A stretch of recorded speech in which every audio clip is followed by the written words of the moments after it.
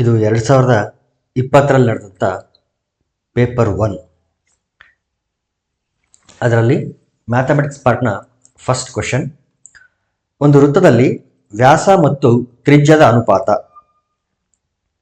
Ratio of diameter and radius of a circle. We know that diameter will be 2 times of radius. ರೇಡಿಯಸ್ನ 2 ಪಟ್ಟು ಇರ್ತದೆ, radius R. Okay, ಅವೆರಡರ ನಡುವಿನ ಅನುಪಾತ ಬೇಕಾಗಿದೆ ನಮಗೆ.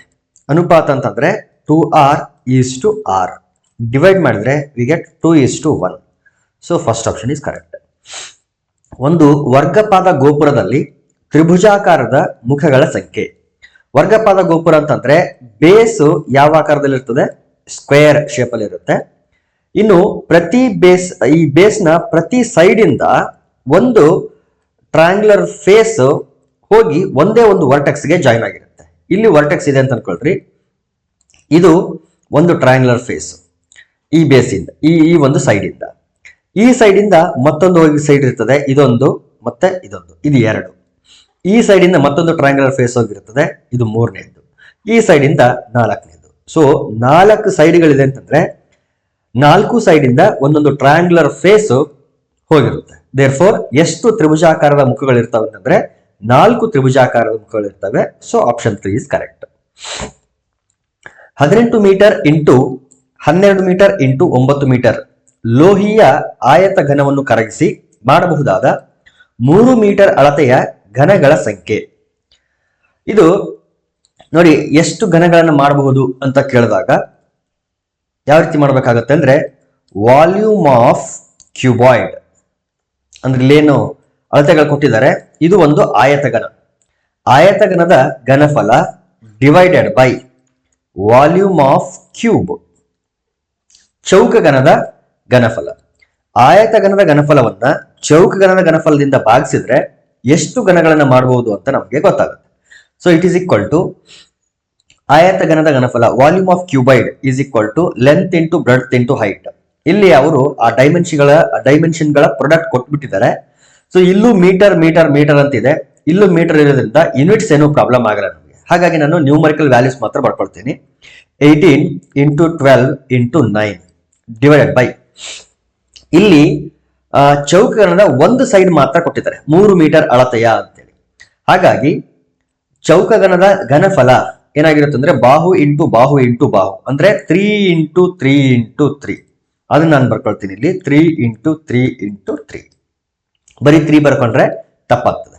ಸೊ ವಾಲ್ಯೂಮ್ ಅಂತ ಹೇಳಿರೋದ್ರಿಂದ ಇಲ್ಲಿ ನಾವು ವಾಲ್ಯೂಮ್ ಅಂತ ಬರ್ಕೊಂಡಿರೋದ್ರಿಂದ ಇಲ್ಲಿ ಕೊಟ್ಟಿರೋದು ಬರೀ ಸೈಡ್ ಆಗಿರೋದ್ರಿಂದ ನಾವೇನ್ ಮಾಡಬೇಕು, 3 ಇಂಟು 3 ಇಂಟು 3. 3 3 is 9, ಈ 9 ಕ್ಯಾನ್ಸಲ್ ಆಗಲಿ. 3 1 3 6 18. ಓಕೆ, 12 6 72. ಸೊ ಎಷ್ಟು ಘನಗಳನ್ನ ಮಾಡಬಹುದು ಅಂತಂದ್ರೆ 72 ಘನಗಳನ್ನ ಮಾಡಬಹುದು. So option 4 is correct. Next question. ಒಂದು ನೇರ ವೃತ್ತಪಾದ ಸ್ತಂಭಾಕೃತಿಯ ವಕ್ರ ಮೇಲ್ಮೈ ವಿಸ್ತೀರ್ಣ 4.4 ಮೀಟರ್ ಸ್ಕ್ವೇರ್ ಆಗಿದೆ. ಸ್ತಂಭಾಕೃತಿಯ ಪಾದದ ತ್ರಿಜ್ಯವು 0.7 ಮೀಟರ್ ಆದರೆ ಅದರ ಎತ್ತರ ಏನ್ ಕೊಟ್ಟಿದ್ದಾರೆ ಅಂತಂದ್ರೆ curved surface area of cylinder ಕೊಟ್ಟಿದ್ದಾರೆ. CSA ಅಂತ ಹೇಳ್ತೀವಿ ನಾವು, ವಕ್ರ ಮೇಲ್ಮೈ ವಿಸ್ತೀರ್ಣ. ಕರ್ವ್ಡ್ ಸರ್ಫೇಸ್ ಏರಿಯಾ ಅಥವಾ ವಕ್ರ ಮೇಲ್ಮೈ ವಿಸ್ತೀರ್ಣ ಎಷ್ಟು ಕೊಟ್ಟಿದ್ದಾರೆ? 4.4 ಮೀಟರ್ ಸ್ಕ್ವೇರ್ ಅಂತ ಕೊಟ್ಟಿದ್ದಾರೆ. ಆಮೇಲೆ ಸ್ತಂಭಾಕೃತಿಯ ಪಾದದ ತ್ರಿಜ್ಯ, ರೇಡಿಯಸ್ ಆಫ್ ದ ಬೇಸ್ ಅಥವಾ ಪಾದದ ತ್ರಿಜ್ಯ equal to 0.7 metre. Curved surface area ವಕ್ರ ಮೇಲ್ಮೈ ವಿಸ್ತೀರ್ಣ ಸೂತ್ರ ಏನಿದೆ ಅಂತಂದ್ರೆ 2πr/h ಅಂತ ಇದೆ. ಈಗ ಒಂದು ಸ್ತಂಭಾಕೃತಿ ಈ ರೀತಿ ಇದ್ರೆ ಅದನ್ನು ನಾವು ಒಂದ್ ಕಡೆ ಕಟ್ ಮಾಡಿ ಓಪನ್ ಮಾಡಿದ್ರೆ it will become A rectangle. ಅದು ಒಂದು ರೆಕ್ಟಾಂಗಲ್ ತರ ಕೆಲಸ ಮಾಡುತ್ತೆ. ಇದರ ಹೈಟ್ ಇಲ್ಲಿ h, ಈ ಹೈಟ್ ಇದೆ. ಇದೇನು ಸರ್ಕಲ್ ಇದೆಯಲ್ಲ, ಆ ಸರ್ಕಲ್ ನ ಸರ್ಕಂಫರೆನ್ಸ್ ಏನಾಗುತ್ತೆ ಅಂದ್ರೆ ಲೆಂತ್ ಆಗಿ ಕೆಲಸ ಮಾಡ್ತದೆ. ಸೊ ಸರ್ಕಲ್ ನ circumference V know that it is given by 2πr. ಇದೇನಾಗುತ್ತೆ ಇಲ್ಲಿ ಲೆಂತ್ ಆಫ್ ದಿಸ್ ರೆಕ್ಟಾಂಗಲ್. ವಕ್ರ ಮೇಲ್ಮೈ ವಿಸ್ತೀರ್ಣ is nothing but curved surface area is nothing but area of this rectangle. ಹಾಗಾಗಿ 2πr/h. 2πr/h ಅನ್ನೋದು ಒಂದು ಸ್ತಂಭಾಕೃತಿಯ ವಕ್ರ ಮೇಲ್ಮೈ ವಿಸ್ತೀರ್ಣ ಕಂಡಿಡ್ತಕ್ಕಂಥ ಒಂದು ಸೂತ್ರ. ಓಕೆ, ಈಗ ಇದು ಎಷ್ಟಿದೆ ಅಂತ ಹೇಳ್ತಾರೆ ಅವರು. 2πRh is equal to 4.4 metre square ಇದೆ. ಇಲ್ಲಿ ಮೀಟರ್ ಇರೋದ್ರಿಂದ ನಾನು ಯೂನಿಟ್ಸ್ ನ ಇಗ್ನೋರ್ ಮಾಡ್ತೀನಿ.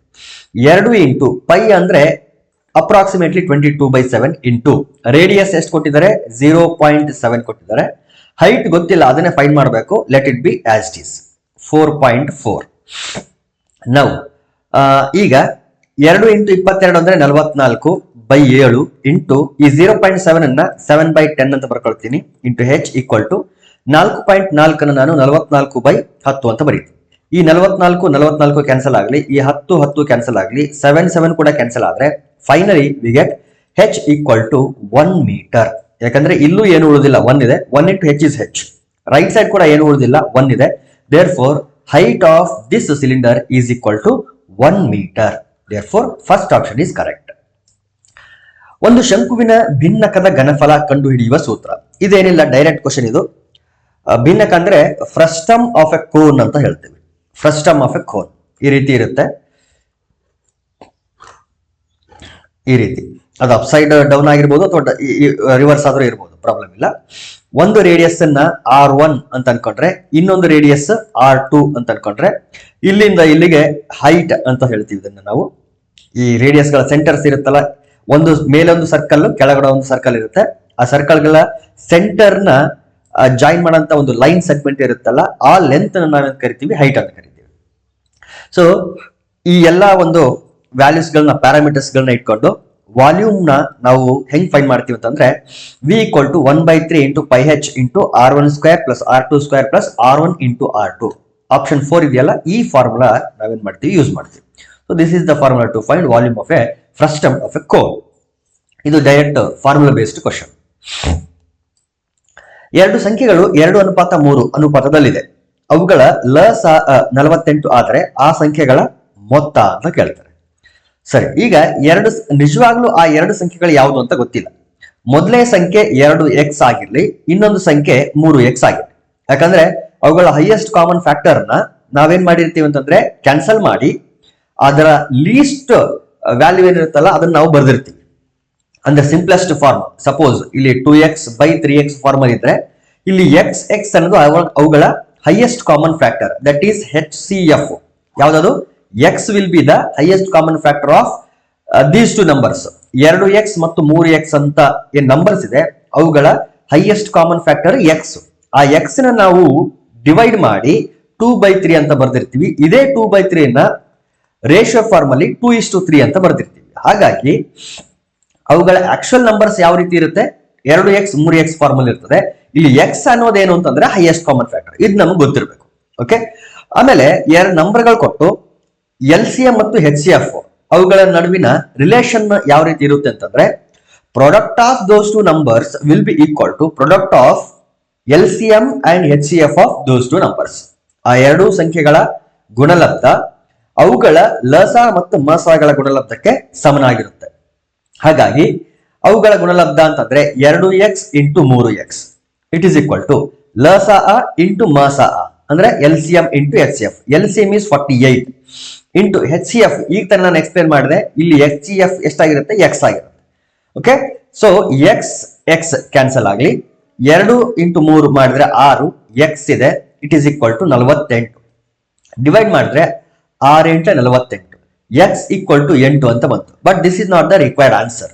ನಮಗ್ ಬೇಕಾಗಿರೋದು ಆ ಎರಡು ಸಂಖ್ಯೆಗಳ ಮೊತ್ತ ಬೇಕಾಗಿದೆ.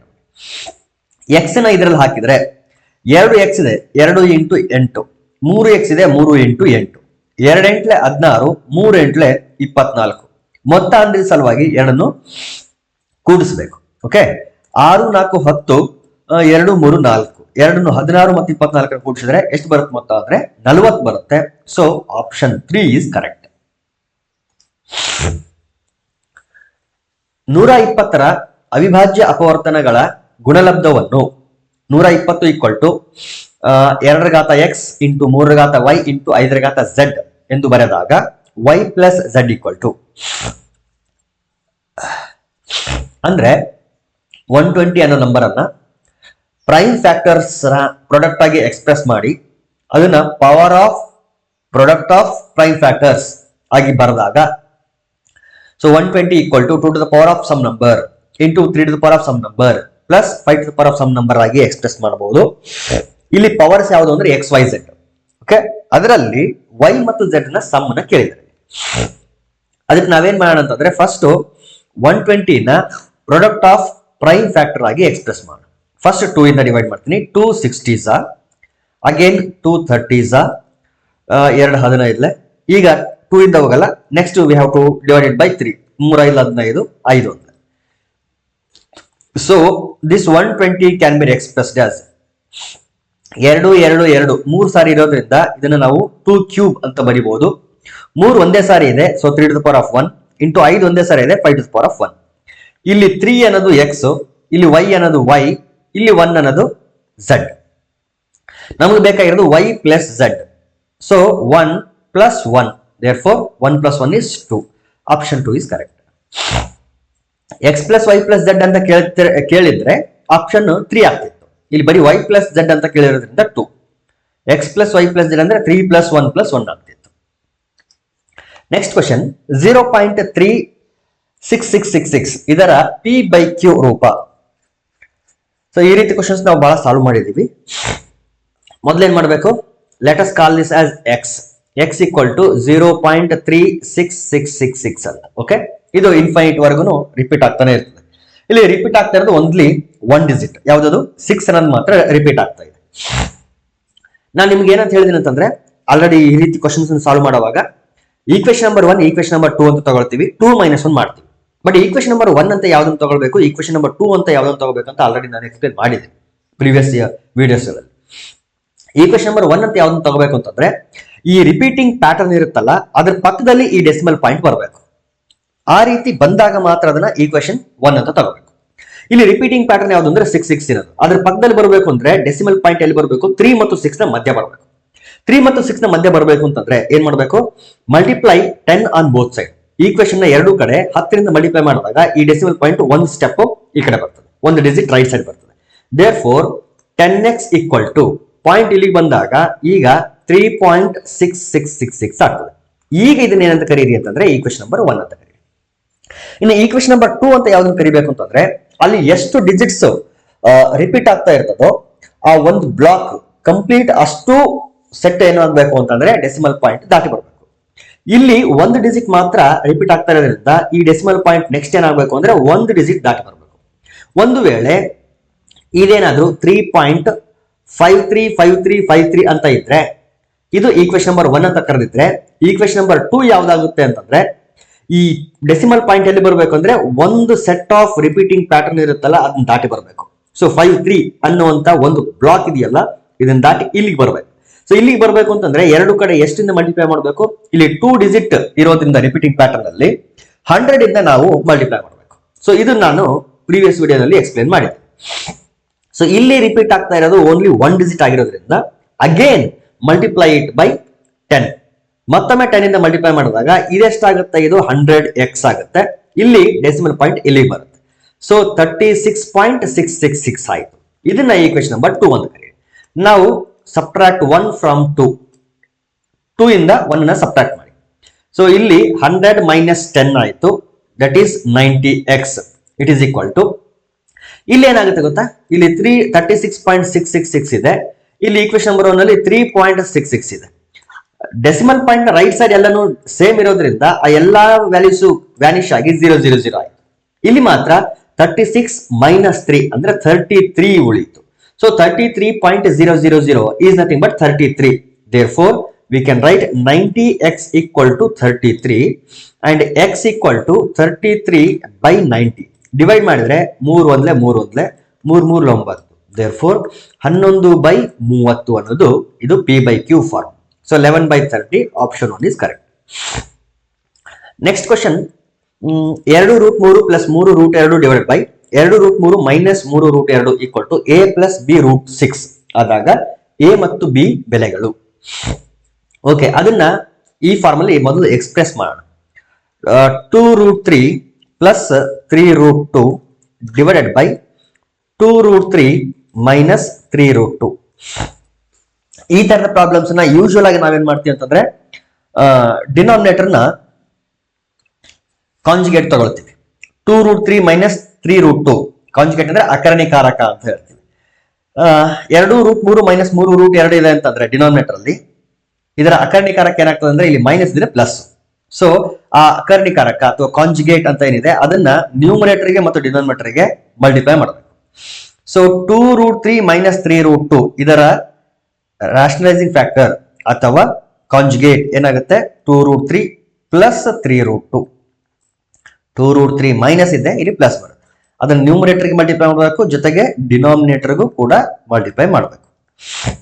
ನ್ಯೂಮರೇಟರ್ ಯಾವ ಫಾರ್ಮಿಗೆ ಬಂತು ಅಂದ್ರೆ ಇಲ್ಲೂ 2√3 ಪ್ಲಸ್ 3√2 ಇದೆ, ಇಲ್ಲೂ 2√3 ಪ್ಲಸ್ 3√2 ಇದೆ. therefore it is in the form of a plus b into a plus b. so a plus b whole square. so we can write 2√3 plus 3√2 whole square ಅಂತ ಬರೀಬಹುದು. ಇನ್ನು ಡಿನಾಮಿನೇಟರ್ ಅಲ್ಲಿ ಇದು 2√3 plus 3√2, 2√3 minus 3√2, a plus B into a minus B formal ಇರೋದ್ರಿಂದ a square minus B square ಅಂತ ಬರೀಬಹುದು. a square ಅಂತಂದ್ರೆ 2√3 whole square, ಇದು a square minus B square ಅಂತಂದ್ರೆ 3√2 whole square, a square minus B square. ಈಗ numerator ನ expand ಮಾಡೋಣ, a plus B whole square. Okay, a plus B whole square, a square ಅಂದ್ರೆ 2√3 whole square plus B square ಅಂದ್ರೆ 3√2 whole square plus 2ab. So ಇದು a plus B whole square. ಇನ್ನು denominator expand ಮಾಡಿದ್ರೆ a square minus B square ಇದೆ. ನಾನು direct ಆಗಿ a square ಅಂದ್ರೆ 2 ನ ಸ್ಕ್ವೇರ್ ಮಾಡಬೇಕು, 2 ನ ಸ್ಕ್ವೇರ್ ಮಾಡಿದ್ರೆ 4 ಇಂಟು √3 ನ ಸ್ಕ್ವೇರ್ ಮಾಡಿದ್ರೆ 3 ಮೈನಸ್ ಇಲ್ಲಿ 3 ನ ಸ್ಕ್ವೇರ್ ಮಾಡಿದ್ರೆ 9 ಇಂಟು √2 ನ ಸ್ಕ್ವೇರ್ ಮಾಡಿದ್ರೆ 2.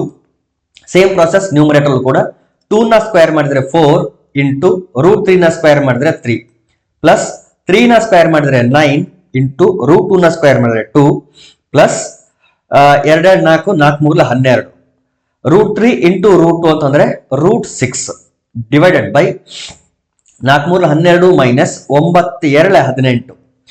ನ್ಯೂಮರೇಟರ್ ಏನಾಯ್ತು 4 3 12 plus 9 2 18 plus 12 √6 divided by 12 minus 18 ಅಂದ್ರೆ minus 6. This is equal to 12 18 ಎರಡನ್ನ ಆಡ್ ಮಾಡಿದ್ರೆ ನಮಗೆ 30 ಸಿಗುತ್ತೆ. 30 ಪ್ಲಸ್ 12 √6, ಈ ಮೈನಸ್ 6 ಸಪರೇಟ್ ಮಾಡಿಬಿಡ್ತೀನಿ, divide by minus 6 divide by minus 6. ಇಲ್ಲಿ ಡಿವೈಡ್ ಮಾಡಿದ್ರೆ 6 ಒಂದ್ಲೆ 6 5 30, ಮೈನಸ್ ನ ನ್ಯೂಮರೇಟರ್ ಕಳಿಸ್ತೀನಿ, ವಿ ಗೆಟ್ ಮೈನಸ್ 5. ಇಲ್ಲೂ ಅಷ್ಟೇ ಓಕೆ ಮೈನಸ್ 5 ಇದೆ. a square minus B square simplification correct ಆಗಿ ಮಾಡಿದ್ದೀನಿ ಅಂತ ಅನ್ಕೊಳ್ತೀನಿ ನಾನು.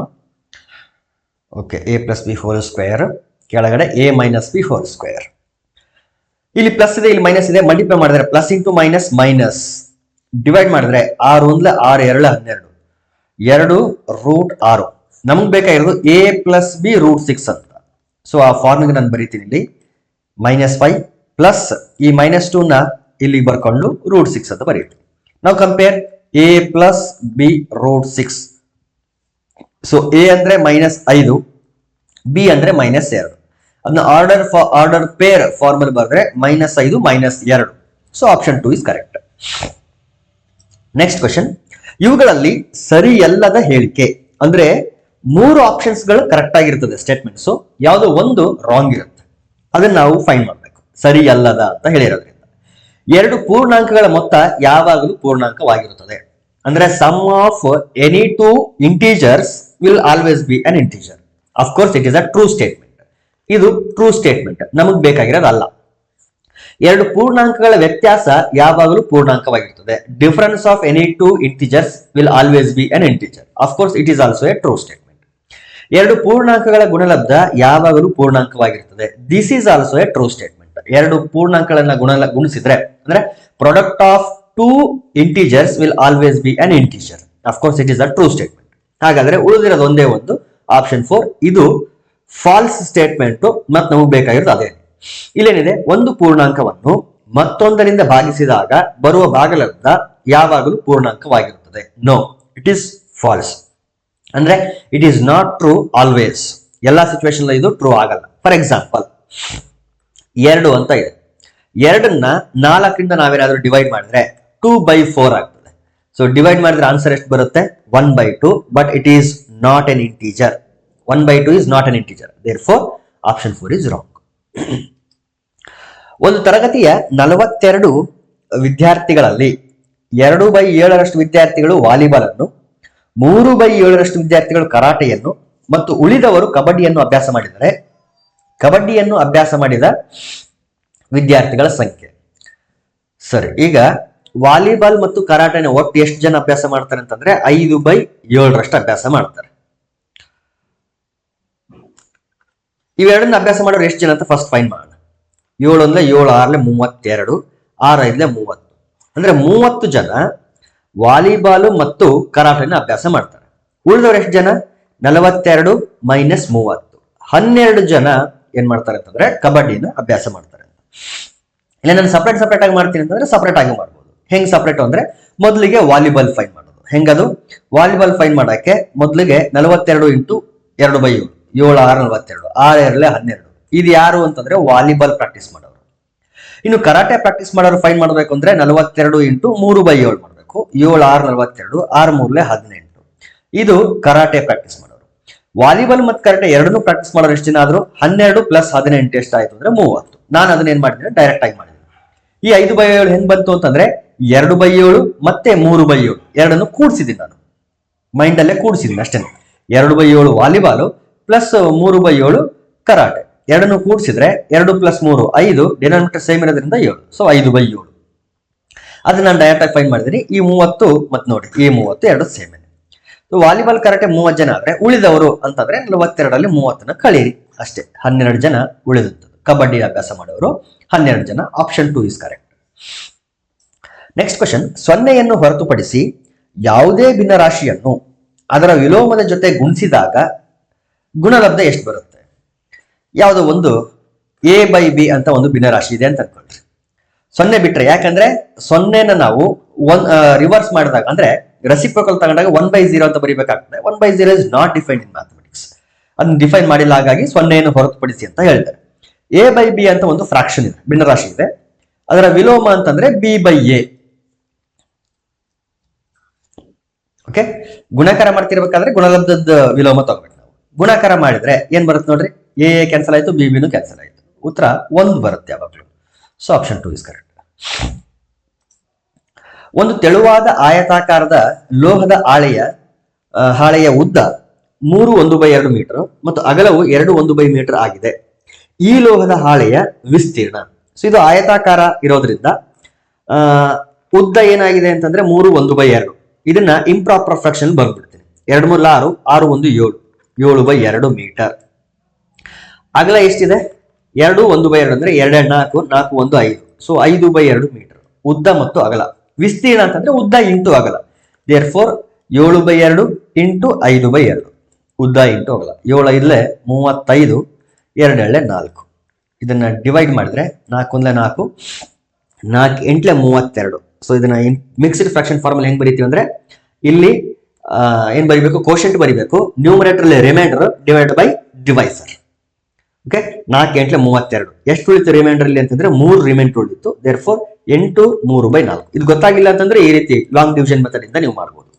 4 8 32, ಎಷ್ಟು ಉಳಿತು ಇಲ್ಲಿ 3. ಸೊ ಇದು ಕೋಶೆಂಟ್. ಇದು ಮೊದಲು ಬರೀಬೇಕು, ಪೂರ್ಣಾಂಕ ಭಾಗ, ಪೂರ್ಣ ಸಂಖ್ಯೆ ಭಾಗ. ಇದು ರಿಮೈಂಡರ್, ಶೇಷ ಎಷ್ಟು ಉಳಿದಿದೆ ಅದು ಮೇಲ್ಗಡೆ ಅಂದ್ರೆ ಅಂಶ ಆಗಿ ಬರೀಬೇಕು. ನೀವು 4 ಡಿವೈಸರ್ ಅದನ್ನ ಛೇದ ಆಗಿಬಿಡಬೇಕು. 8 3/4 metre square. So option 3 is correct. Next question, x/y = 3/2 ಆದಾಗ x + y / x - y ನ ಬೆಲೆ.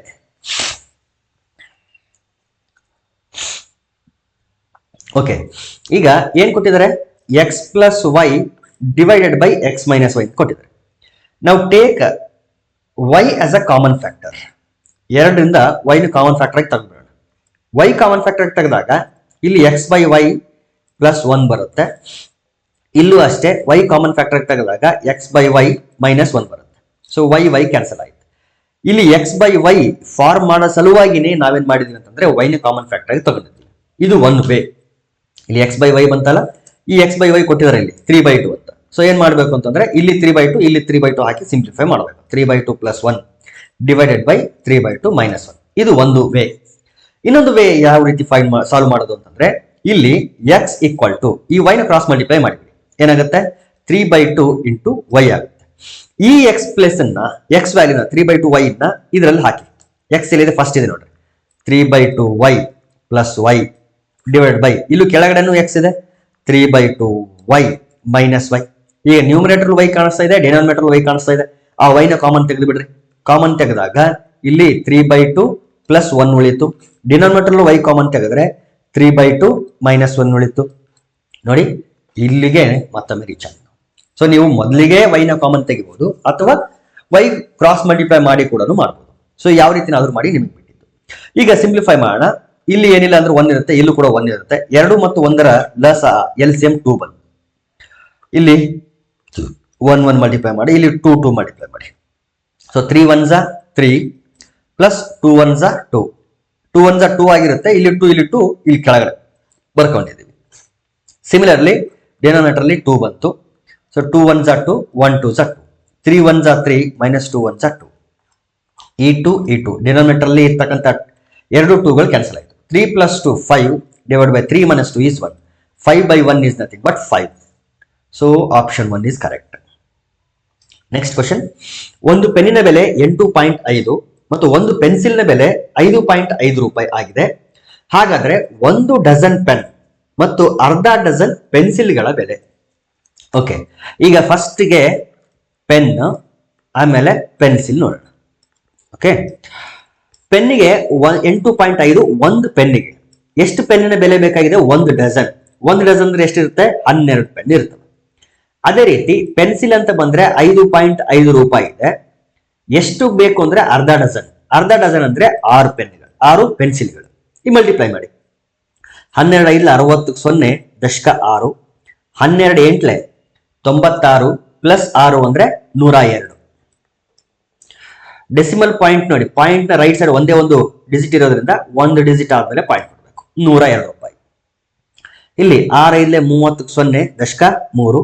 6 5 30 + 3 33. ಇಲ್ಲೂ ಅಷ್ಟೇ ಡೆಸಿಮಲ್ ಪಾಯಿಂಟ್ ನ ರೈಟ್ ಸೈಡ್ ಒಂದು ಡಿಜಿಟ್ ಇರೋದ್ರಿಂದ ಒಂದು ಡಿಜಿಟ್ ನ ಲೆಫ್ಟ್ ಸೈಡ್ ಪಾಯಿಂಟ್ ಬರಬೇಕು. ಸೊ ಆಡ್ ಮಾಡಿದ್ರೆ 135 ರೂಪಾಯಿ ಬರುತ್ತೆ answer. Option 4 is correct. Remaining questions will be solved in the next part of the video.